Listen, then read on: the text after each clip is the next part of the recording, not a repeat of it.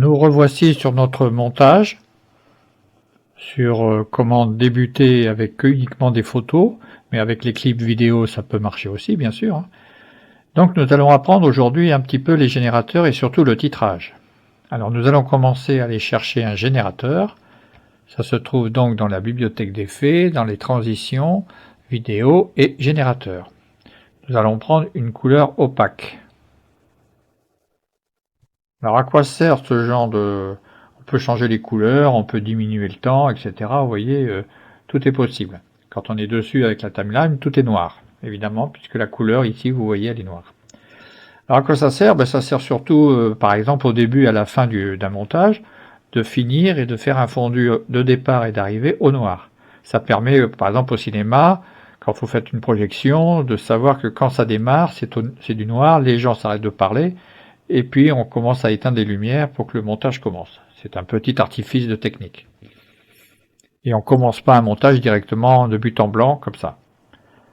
Donc on va le déplacer. Pour cela, il faut déplacer l'ensemble du montage. Il suffit de pincer ici, de descendre et d'activer toutes les parties du montage. Et à partir de là, on repince n'importe où ici et on le déplace. À partir de là, on va le mettre pour voir quel est le temps qu'il faut. Et là, vous avez vu que si je mets la timeline ici, par exemple, elle fait 3 secondes 21. Donc on va encore déplacer l'ensemble des... Non, on va plutôt couper. On peut rétrécir le temps. Alors je vous explique ça. Pourquoi? Parce que si on mettait directement le générateur sur une diapo ou un clip, il prendrait la place et ce serait perdu pour la vidéo ou le clip, hein, d'accord, ou la photographie. Donc il faut calculer pour que ça rentre pile, et à partir de là, on peut la mettre à côté, évidemment. Donc si vous voyez, si on commence à faire une lecture, paf, voilà, ça commence de but en blanc parce qu'il y a un cut, évidemment, il n'y a pas de transition. Donc nous allons en chercher une. Alors nous allons dans transition vidéo, et nous faisons un fondu enchaîné que nous allons mettre ici. Alors vous connaissez maintenant les transitions, vous pouvez agrandir et diminuer, ce qui permet de faire du fondu au noir tout doucement, l'image arrive tout doucement, vous voyez. Et voilà, alors je vais augmenter pour bien vous voyez, et on fait une lecture. Voilà. On pourrait faire pareil avec la musique évidemment, hein. Donc voilà, vous avez fait une transition et le montage commence par le noir. Bon, on va dire que c'est... Alors à la fin, on pourrait faire pareil, évidemment, hein. À vous de vous amuser à faire ça. Entre deux montages, c'est-à-dire entre deux chapitres d'un montage, vous pouvez inclure aussi une diapo noire, enfin un générateur, évidemment, hein. Je dis une diapo, un générateur, une photo noire, et puis vous pouvez, on va chercher dans la bibliothèque de médias et mettre autre chose. Donc là, il y a des chevaux, là, il y a un pont. Pour changer de chapitre, par exemple, on peut faire un fondu au noir et on change de style. D'accord? Voilà. Je vais en recréer un autre, d'ailleurs.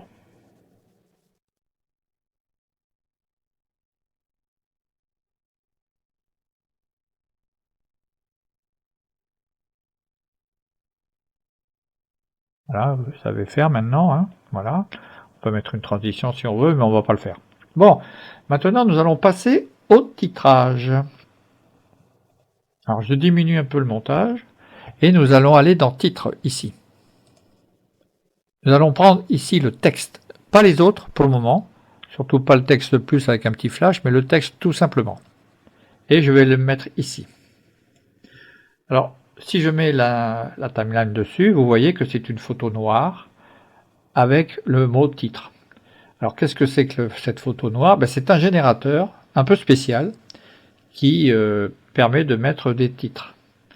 Et c'est aussi un système qu'on appelle un canal alpha. Ça veut dire que le titre, on le voit, et le noir va disparaître si on le superpose sur une image ou une vidéo. En effet, si je le mets par-dessus, vous voyez, et si je mets la timeline dessus, on voit bien le titre ici. Alors, on peut le laisser là si vous voulez, je vais voir ce que ça donne. Et voilà. Je vais un petit peu augmenter le temps parce que j'avais prévu de faire quelque chose. Voilà, je vais le mettre en plus sur une image précédente, une image suivante avec le fondu. Ça va être plus joli, vous voyez déjà. Bon, parlons, puisque le titre est un générateur qui est spécial, il est actif, il est rouge, donc nous allons rentrer dans les caractéristiques du titre. Alors vous ouvrez l'inspecteur, il est déjà ouvert. Si vous n'avez pas assez de place, c'est ici qu'il faut cocher pour avoir toutes les caractéristiques du titre. Alors le titre, ben, on va le changer déjà. Je vais écrire mon diaporama en 2 lignes. Voilà. Vous pouvez changer l'écriture. Alors ça c'est un peu partout, hein, pareil, hein, c'est relativement facile. Je vais mettre, voilà, c'est un peu plus gros.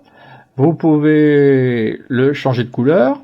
Je vais le mettre en rouge, bien fort, bien flashy. Voilà, la taille, eh ben, on peut agrandir, on peut diminuer, voyez-vous. Les espacements de chaque lettre peut changer. Si vous n'êtes pas d'accord, vous appuyez ici, et donc ça redevient à la normale, le basique. L'interligne, si vous avez plusieurs lignes, et là je vais le centrer, le mon diaporama. Voilà. Après la position, ben, vous voyez, vous avez une double flèche. Et ben vous maintenez pincé, vous allez à droite ou à gauche, et vous le mettez où vous voulez. Ça c'était pour la position X, et ici pour la position Y. Hein, vous allez de droite à gauche et il vous montre à côté le petit exemple. D'accord? Bon, j'annule tout évidemment. Les zooms, eh ben, c'est pareil, hein, vous pouvez zoomer, dézoomer comme vous voulez. Voilà. Et l'angle, ben, ça va à droite, à gauche, comme vous voyez. Les ombres portées, alors ça, je dirais que c'est assez important parce qu'on oublie souvent quand on met un titre, surtout pour les diaporamistes, quand il y a du blanc et qu'on écrit en blanc, vous voyez que là il y a des taches blanches, on ne voit pas tout à fait bien le A qui ne sort pas assez. Donc il faut l'entourer. Et donc on va utiliser donc les contours. Alors là je choisis du noir, mais on pourrait choisir n'importe quelle couleur. Et voilà, j'augmente le nombre de le contour, vous voyez. On peut vraiment faire du beau au dégueulasse. Voilà, il suffit de juste un petit peu de souligner le pourtour de chaque lettre. Et enfin l'arrière-plan, qui est, vous allez le voir, je vais choisir une couleur, par exemple jaune. Voilà. Un contour, on va dire bleu, voilà, n'importe quoi. Et je vous propose de commencer par la hauteur, vous verrez mieux. Qu'est-ce que c'est? C'est pour encadrer votre titre. Ça peut être très bien pour des tutoriels, par exemple. Voilà. Après, vous choisissez l'épaisseur du contour, que vous avez choisi d'une couleur, voyez. Et vous pouvez après choisir la hauteur, la largeur, et la courbure des coins, ben, c'est vous qui voyez, hein, vous agrandissez, vous faites ce que vous voulez. Voilà. Et donc on va faire une petite lecture pour. Alors bien sûr sur le titrage ici, vous avez toujours les points clés, les balises. Et bien on va faire un début cool, hein, un début de fondu enchaîné, pareil pour l'arrière. Voilà.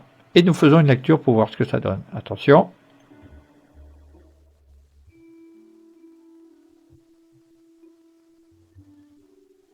Voilà. C'est tout ce que je vais vous apprendre pour aujourd'hui. Il y a une autre façon d'aller peut-être plus vite, quoique j'en doute, mais ça peut servir. C'est que ce titrage-là, on peut aussi cliquer sur ce petit carré. Donc il est gris clair, et là il est allumé. Et au moment où on allume, vous voyez qu'il est encadré. Alors ça va plus vite parce que ça permet de vous donner, par exemple, là vous avez le centre, vous pouvez donc le tourner, vous pouvez le diminuer, etc. Et vous pouvez aussi, par le biais, par exemple, diminuer votre montage ou l'agrandir. Voilà, ça va plus vite. Vous pouvez aussi le pincer et puis le déplacer où vous voulez, par exemple. D'accord? Voilà. N'oubliez surtout pas, quand vous avez fini tous ces réglages, de à nouveau redécocher ce petit carré blanc. Sinon, ce serait toujours les paramètres qui seraient actifs.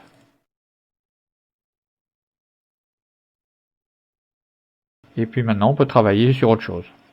Voilà, on va s'arrêter là pour le titrage. Donc, à bientôt.